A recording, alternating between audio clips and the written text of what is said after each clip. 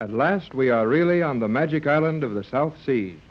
However, it seems to be not a place of beauty and peace, as the islands are thought of, but a sinister and foreboding fortress, the stronghold of a terrible scientific colony. Jerry Hall, Mrs. Patricia Gregory, and Captain Tex Bradford have been allowed to see the little girl whom they came to find. The girl is Joan Gregory, long-lost daughter of Patricia Gregory.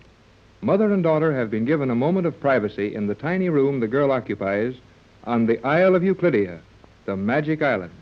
I'm so happy to have found you, my dear, that nothing else matters to me.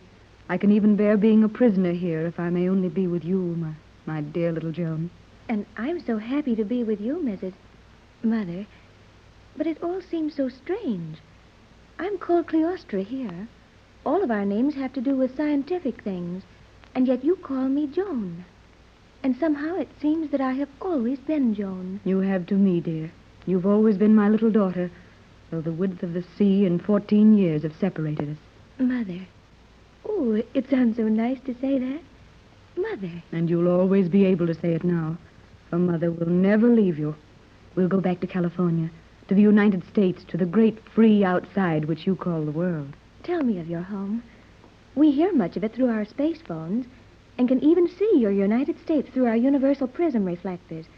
But the images are not clear, and your old-fashioned and weak electrical apparatus gives us a particularly mediocre signal. What a precious infant you are. You know so much more than your mother. And your speech would shame many of our educators. And yet, I wonder if you've been happy here. Happy? I believe so. We have games, relaxation, you know. What sort of games? When the full rest period comes, in the middle of the day, we gather in the common laboratory, and we may use the entire time, 600 seconds, in working out such mathematical and electrochemical problems as may suit our fancy, even though they haven't the slightest practical value. And that is relaxation. Your wisdom makes me very sad, my child. You're only a young girl, barely 15 years old, and you should still be playing as a happy child. Don't you ever run and jump and play athletic games? Don't you ever laugh? No one on Euclidea laughs, except G-47, and when he laughs, it is only horrible. He is the most brilliant man in the universe, and the most terrible. Is he abusive, mean, unkind to you? G-47 would not trouble to be anything but scornful toward any mere human. What am I, or what are you, or anyone else to a man who has only to raise his hand and destroy a world? So, that's it. Then this weird colony is made up of mad scientists, bent on world conquest by science. I might have known it. It is not a pleasant place for some here, I think.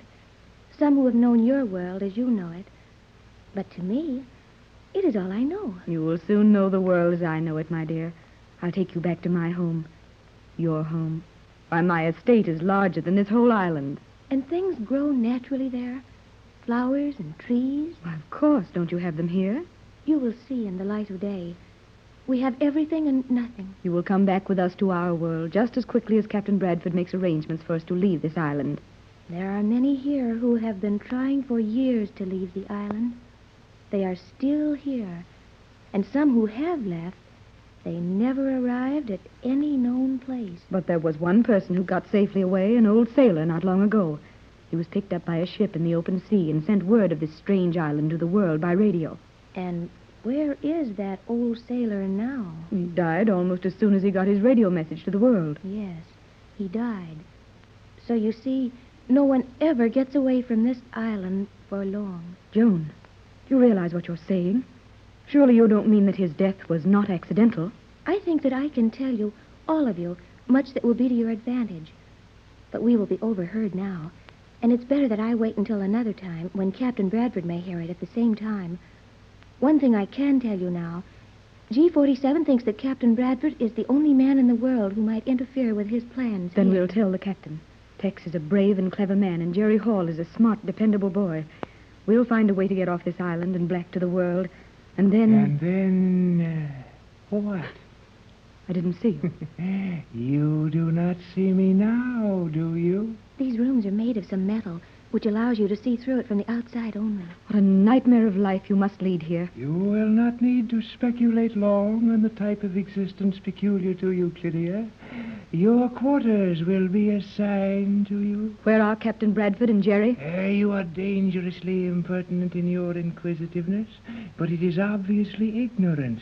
Your fine captain is in solitary confinement, learning a lesson about behavior on the scientific fountainhead of the universe. What has the captain done to warrant that? He asked too many questions, and I might add, you, madame, are following the same line. Be quiet, please, dear Mother. How touching the reunion. Well, little lady, you will bear in mind that your mother's world means nothing to you. You are part of this vast machine. You are Cleostra, the living symbol of the perfect calendar. My mother tells me my name is Joan. By this time tomorrow night, your mother will have learned that what she tells you is of no moment here. Where is Jerry? Is he locked up with the captain? No. That adolescent walking loudspeaker is waiting without. I will allow him to perform a service for me. You, Cleostra, will go with him to the voice transmission chambers. I will direct him to send a message for me. You, madame, may go and talk to your precious captain. But may Silence, go. The woman waiting without will conduct you. You may speak to the captain through the wall of his cell, as I now speak to you. Go, I said, go, go. Goodbye, Joan. I'll see you soon. Goodbye, Mother. Goodbye. Now, there is no time for sentiment here. Come out. Come. What do you wish of me? Oh, Jerry, I'm glad to see you. Silence. Cleostra, you will conduct this boy to the voice transmission chambers. Show him the operation of the Euclidea to California voice transmission beam, and see that he sends the following message. All is well. We'll send further news later. He will send it to Mrs. Gregory's home operator. Use the signature of the Gregory yacht. Say, now look here. You can't buffalo me into sending anything of the kind. Have you seen our solitary confinement cells? Why, gee. Jerry, do as he says. I'll explain it all to you later. Be off. Send that message. Then report to me in my private quarters.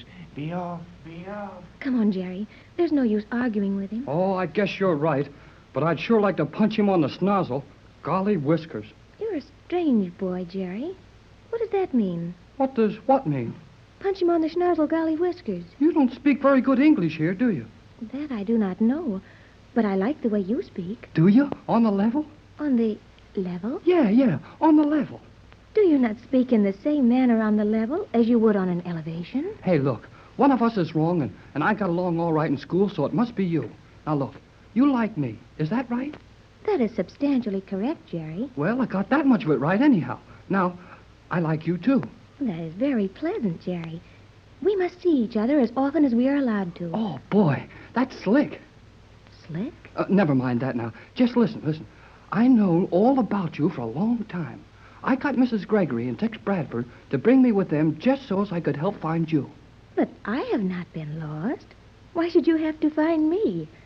I have known where I was at all times. Well, it's about time I got you off this island. Now, listen. No, don't talk. Just listen. I've dreamed about you for years. It's been in all the papers about your mother looking all over the world for you. And I just got to thinking so much about you that golly, you're mighty nice. You are also mighty nice. Golly whiskers, you got that one right. Now, look, you and I have got to do some figuring about getting off this island. Captain Bradford is locked up because he asked too many questions about how things are done here on this island. And we've got to do something about it. And there's very little we can do, Jerry. G-47 hears and sees all that goes on in Euclidea. Never mind that. Your mother's been looking for you for 14 years, and Captain Bradford's been helping her for 5 or 6 years. Well, and now that you're found... But, Jerry... You were lost. And now that you're found, we're not going to spend the rest of our lives on this island. Is your world such a wonderful place, then, that it is worth all this worry and trouble and danger merely to attempt to return to it? Is it worth it? Oh, boy. Wait till I take you to a moving picture premiere on Hollywood Boulevard. You ought to see some of those big shows. We often watch what you call your moving pictures from here. when we are allowed the time. Oh, sure. You got machines here. No, Jerry. We see them being made. I will show you the universal prism reflectors. They may be focused on your Hollywood, and the making of the pictures is quite plain to us here in Euclidea. Boy, this is a magic island. My mother's yacht was watched all the time. Every move you made on the trip from your California to our island was seen by our scientists.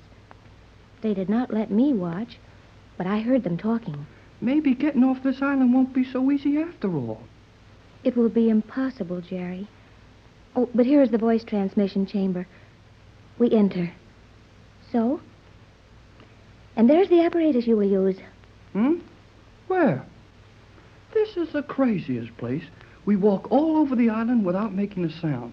Then we open the door and we're inside of a room without a sound. And now that we're in here, there isn't a sign of anything to send a message with. You see that map on the wall? You will push the little lever, the one marked California. Okay. It's pushed. Now what does that do? You may now talk to California. Just direct your voice naturally toward that wall. You know, someday I'm going to write a book about this place. Well, here goes. J24Y to J12C, Los Angeles. Jerry Hall on J24Y to Johnson at J12C. Hello, J12. J12C to J24Y. Go ahead, J24. I've been waiting for 2 hours for your signal. Listen, J12. Enough has happened in the last 2 hours to fill a book. We're in terrible danger. On the island, our position is... So, you silly fool. You would try to deceive me? Oh, G-47. That terrible ray gun. You've used it on Jerry. It is a pretty toy, is it not, Cleostra? Would you like to know how it feels?